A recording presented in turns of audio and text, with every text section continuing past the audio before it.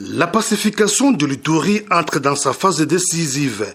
Toutes les couches de la population mettent leurs efforts ensemble pour appuyer le démarche de l'administration militaire pour le rétablissement de l'autorité de l'État dans cette province sur initiative de la société civile. Chefs coutumiers, notables des communautés Lendu et Ema réfléchissent depuis ce mardi 5 juillet sur la situation sécuritaire en Ituri. Pour le coordinateur de cette structure citoyenne, l'ingénieur Dieudonné Lossa, l'air a sonné pour que les deux communautés filment le calumet de la paix. À l'issue de cette consultation, les résultats ci-après sont attendus. L'adhésion des chefs coutumiers et notables Lendu et Ema à la vision des comités Lori et ED et leur réplication dans la démarche de rapprochement de Lendu et Ema sont obtenus. Les problèmes et les enjeux conflictuels qui constituent un frein au rapprochement, c'est-à-dire la cohésion sociale entre Ema et Lendu, sont identifiés, analysés et priorisés. Les informations nécessaires sont disponibles pour faciliter la mise en place du groupe consultatif de processus de médiation. Au vice-gouverneur de l'Ituri, le commissaire divisionnaire Alonga Boni Benjamin d'interpeller la conscience collective des participants à aborder cette question de la paix, sans hypocrisie. Peuple iturien, Ema et Lendu, nous sommes unis par le sort. Ouvrons nos cœurs longtemps enfermés et pour de bon, prenons le plus bel élan dans la paix pour bâtir un Ituri meilleur.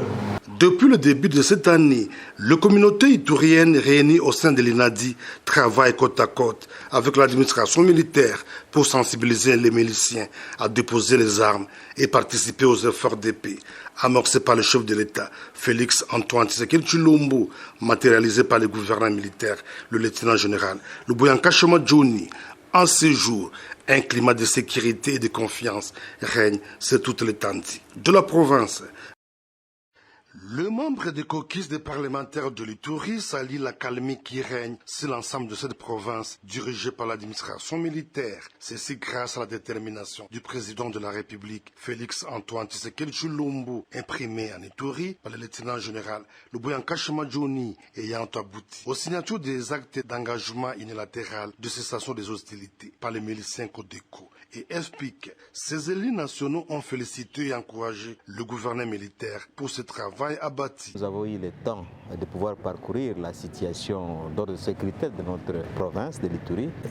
Nous avons eu à parcourir dans la province et constater qu'il y a un accalmie qui se présente actuellement et pour ça nous devrions féliciter le gouverneur parce que la tendance actuelle c'est que les groupes armés hier ont commencé déjà à prendre des actes d'engagement pour appuyer le programme de la démobilisation et réinsertion sociale en Ituri. Occasion pour l'honorable Deda Tikba, rapporteur de cette structure, d'appeler le jeune à demeurer dans le processus de paix.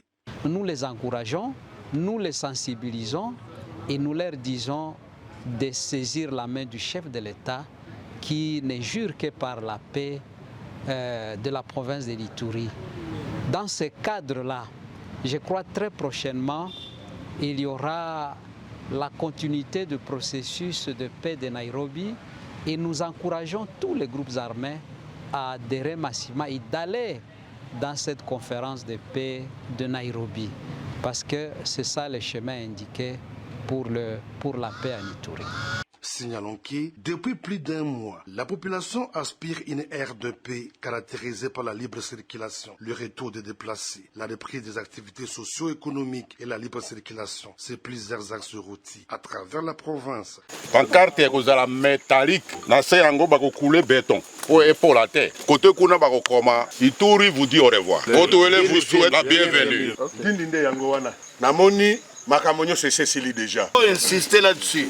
C'est une limite administrative et non une limite coutumière. Ça y est, Le conflit de limite administrative entre la chefferie de Kalikoumi en province de l'Ituri et la chefferie de Logololia dans le Haut-Ouélé a été réglé en parfaite harmonie grâce aux travaux effectués du 26 au 30 juin 2022 à Ariouara, en territoire d'Aru, par les experts de l'Institut géographique du Congo en présence de délégations de 2 provinces. Le mercredi 29 juin, les différentes parties prenantes se sont rendues au Mont Zinzi pour placer une pancarte matérialisant les limites entre les 2 entités. Un motif de satisfaction pour Ernest Oringi Padolo, directeur de cabinet adjoint du gouverneur militaire et chef de la délégation iturienne. Remercier son Excellence, Monsieur le Président de la République, pour son souci d'installer la paix sur toute l'étendue de la République.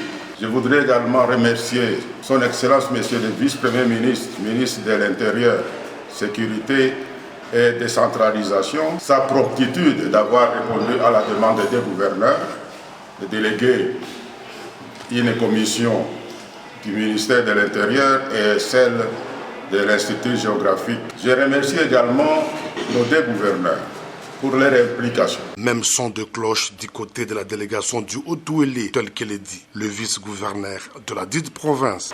Les conclusions auxquelles nous avons abouti, je crois que tout le monde ici est satisfait. Comme je le disais au départ, nous venons sous l'égide des experts appliquer la loi et que la loi a été effectivement appliquée.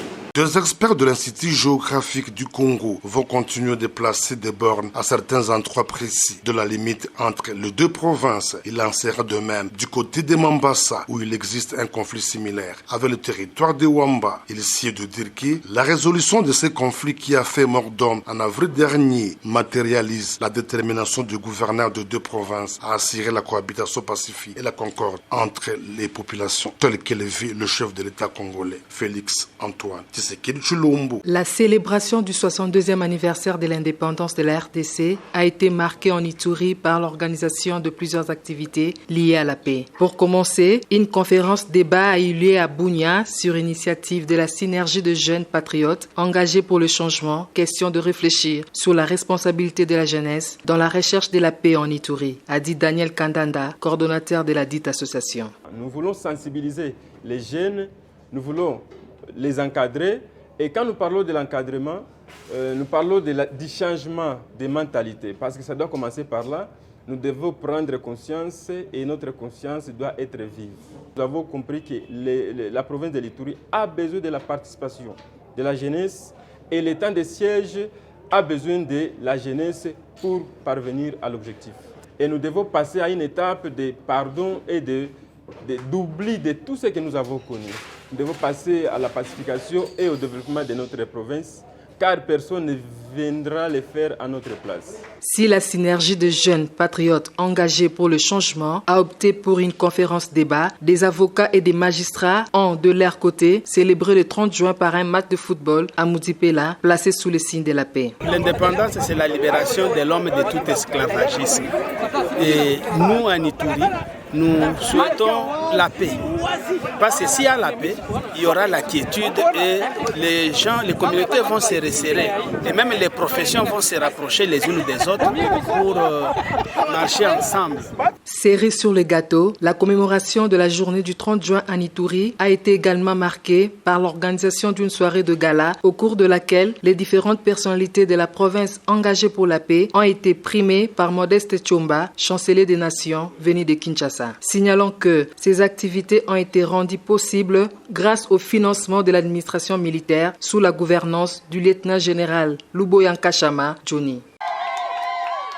Le changement positif, l'état des sièges ne cesse de l'apporter dans tous les domaines en Ituri, s'exclame la population marchande du marché central de Bunia lors de la cérémonie inaugurale du dit marché réhabilité par la mairie de Bunia sous l'impulsion du gouverneur militaire, le lieutenant-général Luboyanka Chama Johnny. Une énième réalisation de l'administration militaire saluée par la population iturienne. Gouverneur pour apesi makanisi ya kotongela biso ndako ya bien par rapport na oyo tozalaki nango liboso. par rapport à la condition tozaki nango liboso tozaki na condition médiocre soki mbula enoki fallait bato à côté kuna nyonso bazonga côté moko awa nyonso mai bokosala ta 3 jours mai eza katikati mais depuis bachange awa tofandi na condition moko facile penza. Prenant la parole, le vice-gouverneur Alunga Boni Benjamin a au nom de son titulaire appelé les Itouriens à faire de ces grands espaces économiques un socle de la cohésion sociale. Zandu oyo batongi yango nayoki te ezala pasteur, ezala administrateur, ezala maire de la ville koloba ke non pavillon oyo eza ya bahema, oyo kuna ya balendu, oyo kuna ya bagegere, oyo ya babira. Nayoki yango te.